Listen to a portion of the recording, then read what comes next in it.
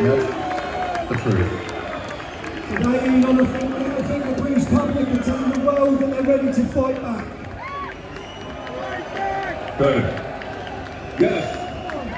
Come on, Great Britain!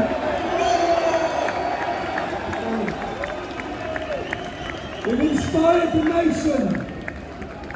Elon, you've spoken a lot about woke culture, the woke mind virus, and how it damages innovation and freedom of thought.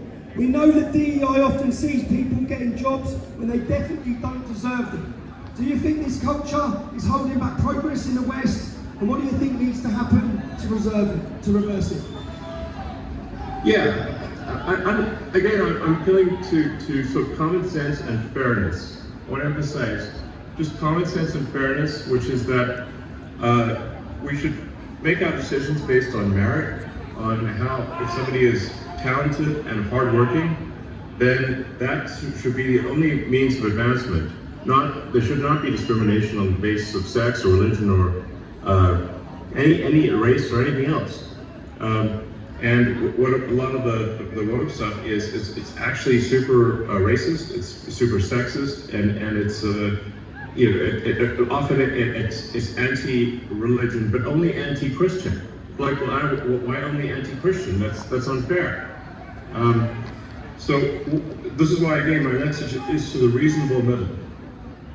Do you not want a world where there is fairness and common sense, and you advance as a function of how hard you work and your talent and your integrity? That should be all that matters. And the woke mind virus, that I call it, is against all of that. It's wrong. And when we hear so much about censorship being pushed by governments and global corporations and organisations, a lot of people don't understand why we're allowing mass, uncontrolled immigration into all Western nations.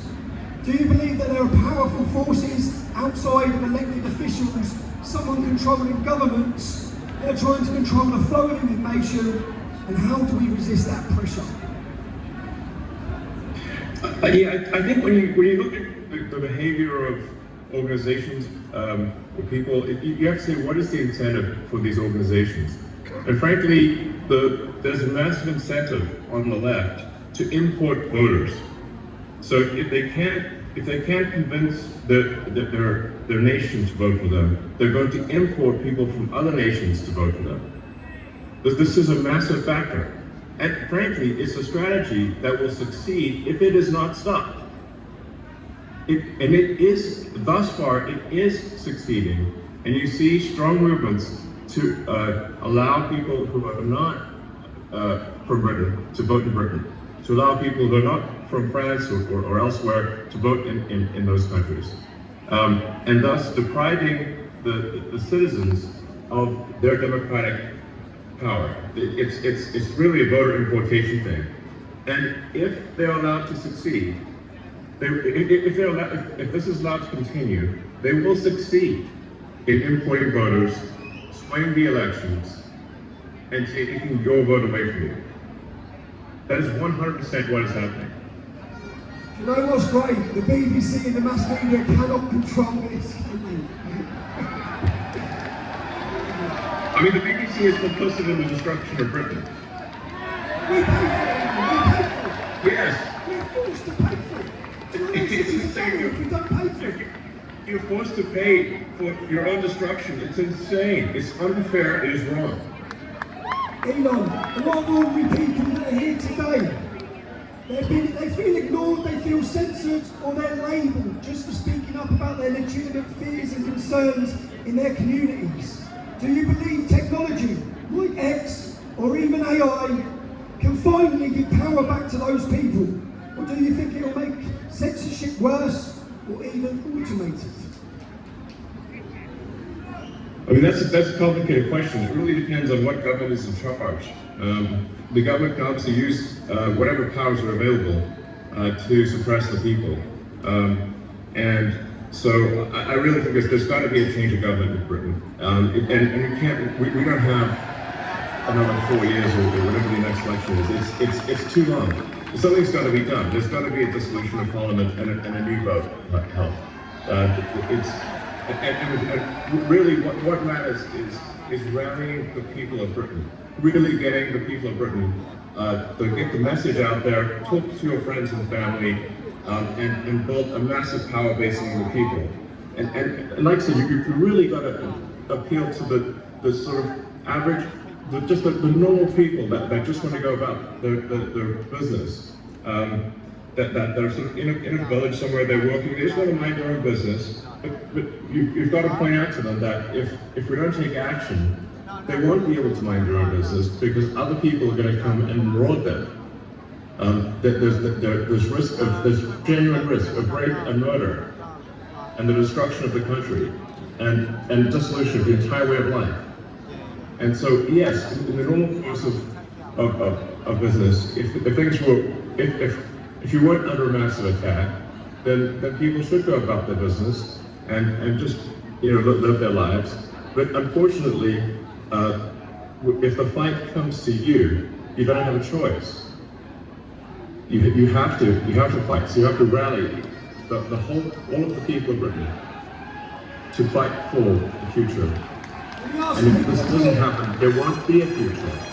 Are you ready to fight for your future, Britain?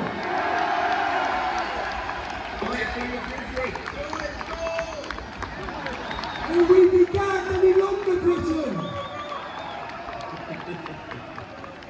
You know what I mean, Tommy. You know what I mean. I talk to my friends in Britain, and they're like, yes, they live in a village here or there, or a town or city here or there, and they're like, well, it doesn't seem like it's going to be that much of a problem. I'm like, well, if you want to know what's going to happen to your town or village, just visit London, and you'll see that it's full with crime. It often doesn't feel like Britain at all. And it's only a matter of time before that is what happens to your town or village. It starts in London, but it will spread to every town or village in the country, and no one will have any peace. We're running out of time, people. We're running out of time. Elon, you built rockets, you built cars, you built satellites, you built AI. Things most of us couldn't dream of. It's fair to say you're a visionary. When you look at leaders in Europe and the UK today, do you think they share the same talent for future vision, or do you feel like they'll be left behind and out of touch? Well, I think we've got to have a freer country, a freer, Europe in general has to be freer. It's stifled by bureaucracy.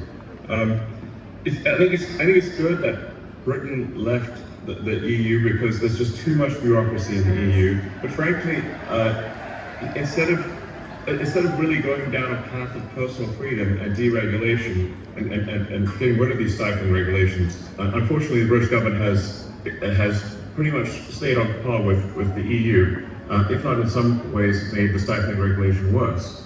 If you have excess government regulation and oppression, you stifle the freedom of people to try new and great ideas. And Britain used to be a country that did amazing things, some of the boldest things on the entire planet. And that is possible in the future. But it can't be done if you've got this massive oppressive bureaucracy and a government that doesn't care about its people. And that has to change. There has to be profound change. And there's not much time left. Elon, you've said before that civilization is fragile. We agree. Yes. It's precious. When you look at the West right now, every country in the West, with its wars, its divisions, its censorship, and its declining trust in institutions, none of us trust them at all. None of the public trust them. For good reason. Are you optimistic or pessimistic about where we are heading? I think if the people of Britain take charge and actually ensure that there's a government that represents their interests and not a government that represents foreign interests, then I think Britain has a great future. And I think we can be optimistic. I think there's amazing things that are possible. If the technology that's coming is used in the right way, we can have an incredibly exciting future, one which is sort of Star Trek made real. It's sort of like the exciting utopian sci-fi where we have spaceships and we've got robots and we've got incredible technologies that are really exciting. But we need to preserve civilization long enough for that to happen, and we need to go onward and upward. And we need to fight for such a future. Such a future is not inevitable. We have to fight for such a future. I think that many British people had lost hope, but after today's scene, have you got hope again, Britain? Britain is awake. Thanks to you, Elon. Thanks to your input. Can we just ask? Well, thanks to you, Tommy. Thank you, brother. Can we ask, what do you see as the future of the UK and Europe in your vision? Where are we heading? What's the future like for us? Well, I think there needs to be a future where where people take charge, where there's deregulation, a massive reduction in bureaucracy, and generally a new hope, where people look forward, wake up in the morning and look forward to the future. They're excited about what's going to happen next. But we must have revolutionary government change for that to occur. And this is not ordinary course of business sort of stuff. This really requires everyone to sort of marshal the people, to take charge, reform the government, and make sure that you actually have a government that is for the people, by the people. And that's essential. And that's not, so we're really at a fork in the road here. We're at a fork in the road to darkness or greatness. And that will be decided only in a matter of years. And we will take the path to greatness.